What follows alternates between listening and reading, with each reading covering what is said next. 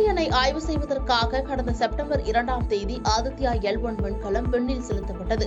ஸ்ரீஹரிகோட்டாவில் உள்ள ஏவுதளத்திலிருந்து PSLV rocket மூலம் ஏவப்பட்டது.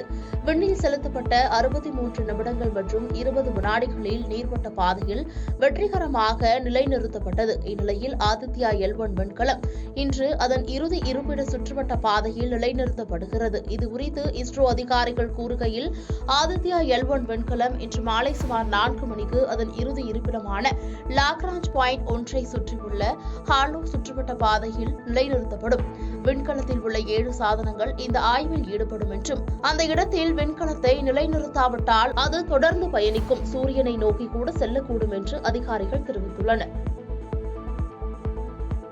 பாதகம் செய்பவரை கண்டால் நாம் பயங்கொள்ளலாகாது பாப்பா, மோதி மிதித்து விடு பாப்பா, அவர் முகத்தில் உமிழ்ந்து விடு பாப்பா.